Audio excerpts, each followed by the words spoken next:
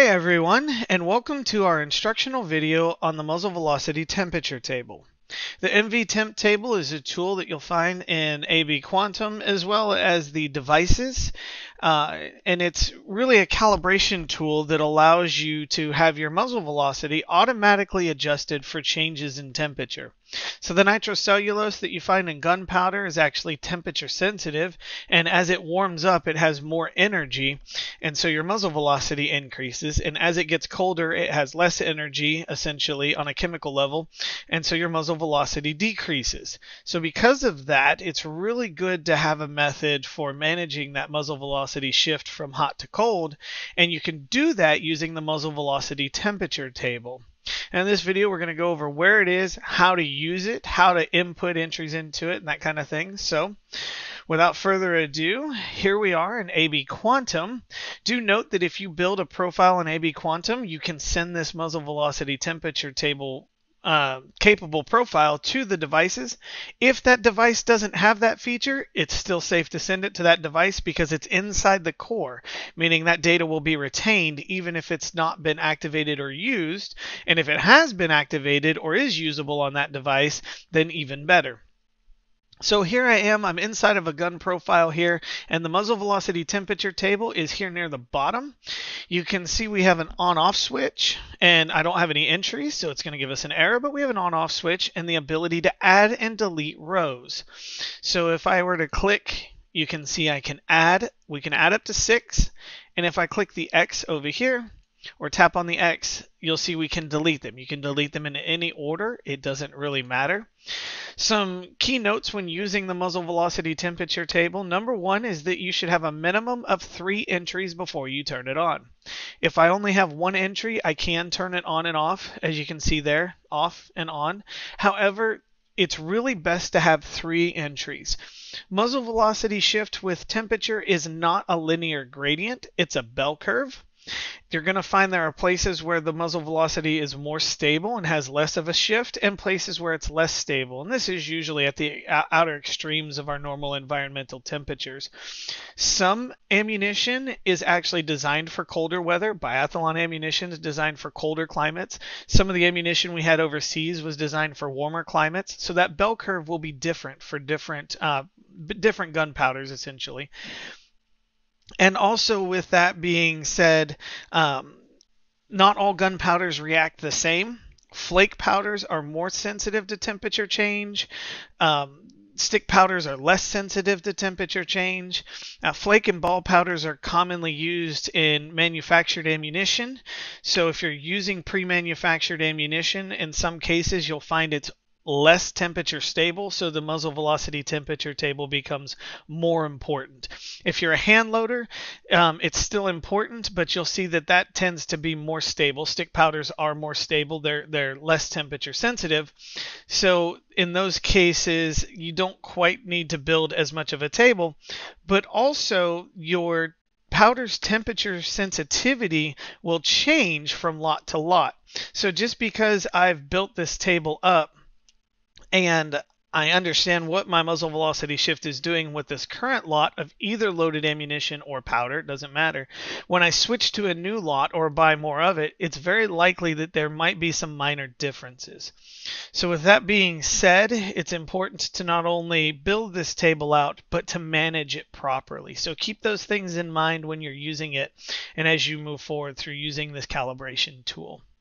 So the muzzle velocity temperature table here, I'm gonna show you where it is here real quick. I'm gonna back out of that profile. We didn't make any changes. There's none to save. Down here at the bottom, I can click on profiles and I can click edit for any of the profiles. And here you can see that MV-Temp table. We can edit this on any of these. So if I click on any of these, that little pencil icon, the edit symbol, you can see there it is. And then when I create a new profile, you'll also see that it's down here in that new profile, so we can create it there. We're not going to save this one. But one of the easiest ways to get to it is actually here from your shoot menu. So currently I'm on the shoot, I'm on the HUD. From any of these, you'll find that there's the name of your rifle in the top left-hand corner. You can tap on that at any time from any of the screens to get direct access to your profile so that you can edit it. And here's that muzzle velocity temperature table. Now when we're using this table, before we turn it on, here's the on-off switch, we want to make sure that we have 3 entries. And there's a couple ways to get these. The one way is to simply have a radar chronograph and to shoot at different temperatures. And as I do that, so let's say that today is my first day to the range and I shot and it's 100 degrees. Sorry about that. 100 degrees and my muzzle velocity was 3,000. Okay, so we'll hit done. So I don't really have enough entries here to make a good table, so I'm going to leave it turned off, but I can input that entry. We can go back and we can save that change, and then I can come back another day when I'm at the range, go back in to edit this, and add another entry. And so we're going to do that here real quick, and I'm going to go ahead and add an entry of, our entries need to be 25 degrees Fahrenheit or 14 degrees Celsius apart. We don't want them too close. We want to build a good bell curve with good data points. So as you do this, make sure they're 25 degrees apart. So in this case, I'm going to do 75. It actually is 75 degrees today, just about 75. And I'm going to do 2990. Okay, so I'm going to back out again and save again. And you'll see that these entries do save on that muzzle velocity temperature table. You can see here they're saved and it's turned off. Now, if we have a radar chronograph and we can just input that data, that's great. But let's say we need to get this data manually. So now to do the next entry, we want to do it manually. So let's go ahead and do that. And to do that, we'll use the muzzle velocity calibration tool. Now, before we use the muzzle velocity calibration tool, there's a couple of other things that we need to go through first. So all of this information here is going to be important. And when we use, I'll go ahead and pull it up here real quick, ballistic calibration. When we use the muzzle velocity calibration tool, you can see here it's asking for our drop. Now, because it's asking for our drop, that means that we need to make sure that our target and our environment information is correct, because you can see here it says 1528. Well, let's go to the environment and let's go to the target. Sorry about that. You should go to your target data first. And let's go ahead and update all of this information. There we go. Okay. Now let's update the environment information, and most of this should be relatively correct. It's 72 degrees. And so one thing to note here, I'm about to adjust the wind, but wind speed 1 is tied to aerodynamic jump. And that can be turned off in the settings, but this does affect our calibration. So if I increase this number here, you'll see the elevation changes, 1513, 1509. So wind speed and direction actually matter. If I change this direction, you'll see that elevation's changing as I change here. So wind speed, all of it, temperature, pressure, humidity, direction of fire, all of it matters. So let's go ahead and get this right. The winds are currently 3 miles an hour, gusting to, it's interesting, they're gusting to 12. So now that all of this information is true and correct, now we can move on to getting that muzzle velocity calibration. And this is us manually getting the third data point. So here we'll open up the ballistic calibration controller. You can see our types are muzzle velocity, CDF, and DSF. In this case, we're using MV calibration. Now, with the MV calibration tool, I'd like to demonstrate something real quick here. You can see that you're given a distance that you should do this between. And you notice it doesn't say yards or meters. That's because it's tied into your current settings. Remember the number 576 for me. I'm going to change this to meters just to show you. And you'll see it says 527 now.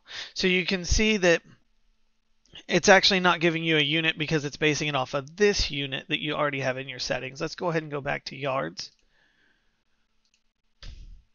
All right, now 576 and 636. Now this box for drop, this is going to be the true drop. So this is, if it tells me to shoot 15.2 MOA, and I go to shoot and I actually shoot 15 MOA, I'm going to put 15 in this box. You're not going to put the correction. So if you're half a MOA off, then you're going to want to make sure that you set that to 15.7, not to 0.5. Another thing is the units here in the drop box are controlled through your profile. So this is currently an MOA, but if I wanted to do this in inches, and there will be more units added to do this in the future, by the way. But if I wanted to do this in inches, save changes, now it's in inches. If I want to do this in mils, if I go to edit my profile and I go to my scope units here, and I go to mils, and save, and now you'll see that we're operating in mils. Okay, so those are the way that you can adjust those units before you do this. Now let's talk about this range here. So this is going to be the range that really provides you with a good amount of accuracy, the least amount of error.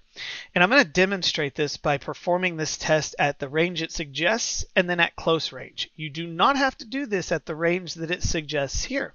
You can actually do this at any range really beyond 0 that you want to, but it's not a good idea to do this at short range. So right now our current muzzle velocity is 2950. Watch what happens if I set this to 200. There we are. All right, so we're at 200 yards. Now, I'm going to adjust this to be off 1/10 of a mil. You can imagine how easy it is to mismeasure 1/10 of a mil. So let's go ahead and do that. So we just went from 2950 to 2768 feet per second. That's a jump of nearly 180 feet per second just by being off by 1/10 of a mil. So if you mismeasured that, you did a 5 or 10 shot group at 200 yards and you measured wrong by 1/10 of a mil, you're off by 180 feet per second. Now let's do this test again, but let's do this in MOA just for demonstration purposes. So we're going to go here and we're going to switch to minutes and save. All right, now we're going to go 1/10 of an MOA off. Watch these numbers, currently 2950. Let's go ahead and go, let's say that we're off by 1/10 of a minute, 2893. So the amount of error just by measuring or miscalculating 1/10 of a minute at 200 yards in this instance is about 57 feet per second error. 1/10 of a mil was about 180 feet per second error. Now let's do this again, and let's do this at the recommended range. Remember, you don't have to, but there's a reason that those numbers exist. So we're going to go to 600 yards. There we are. Now we're going to do that experiment again. So we're going to be off by 1/10 of an MOA. So I'm going to come up 1/10. So we've gone out and measured, and we've miscalculated by 1/10 of an MOA. 7 foot per second is the amount of error that we're seeing at 600 yards. You could go further. There's no reason why you can't. So let's, one more time, let's do this at 800. There we go. And now we're going to go 2768. All right, so that should be our drop, but let's say we're off by 1/10 of an MOA. One more time. So at 800 yards, we're now only experiencing 4 feet per second of error if we mismeasure by 1/10 of an MOA. So that's why these distances are really important to understand. So you can see if you do it at short range, just how much error that you impose versus if you do it really at a recommended range here or better. So with that out of the way that you would use this tool with the MV-Temp table is we would go ahead and input the range that we're shooting. Let's say we're shooting 600 yards.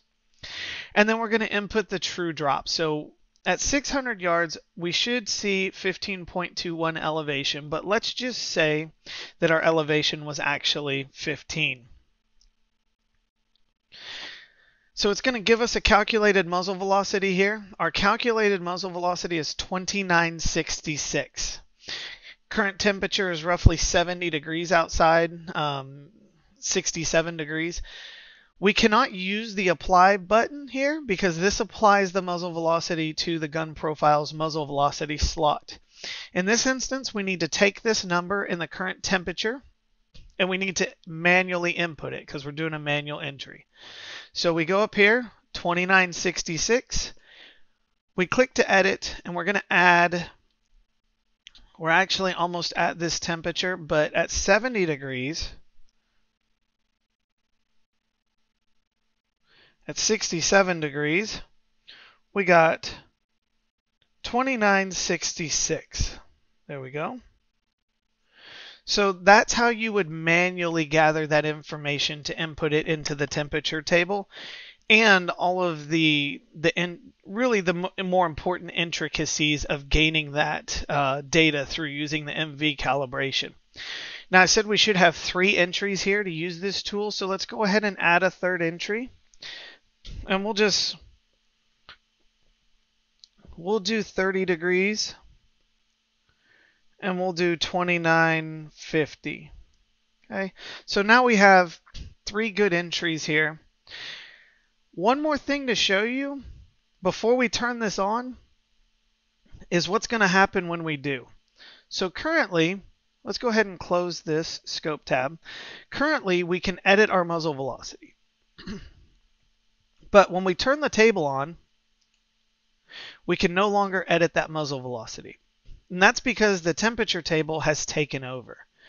So just be aware that if this is grayed out because you have the MV temperature table on, you'll need to turn it off to adjust this number. And it's not lost, it's just grayed out because the temperature table has actually taken over. So let's go ahead and I want to change this actually to 2925. There we go. Just so we're not linear here. We don't want this to be too linear. All right, now we'll save. You'll notice here the muzzle velocity number has actually changed. And the reason that this velocity number has changed is because we currently have the temperature table turned on. And this is the current muzzle velocity based on the actual temperature on the environment screen. If I turn this off, you'll see our original muzzle velocity is still there. It's not lost, but the MV temperature table has taken over, and now that velocity is being calculated out of that table. So when you're using the temperature table, if you're ever curious what the current muzzle velocity is, it's right here in your gun data in that profile. So let's go ahead and back out, and we'll hit save. And that's really how you use the muzzle velocity temperature table. Now, as we change temperatures, if we were to go to say 55 degrees or something like that, the muzzle velocity will now shift in the program appropriately. One more thing to note here when it comes to using the MV temperature table is that when we go to our profiles, I'm down here, I'm going to click on profiles. Profiles that have a muzzle velocity temperature table will actually have that indicator here on the profile. You can see that there's not one here, but there is one here indicating this profile has one. So just be aware that that notation is there. All right. Hopefully this video was helpful. If you have any questions, please put them in the comments below. Or as always, when you're here on the Shoot HUD, you can click the navigation bar, click the support button, and send us a ticket or an email, and we'll be happy to answer your questions. If you have any ideas for future things you want to see how to use, please put them in the comments below. I hope this video was helpful, and I hope you have a great day.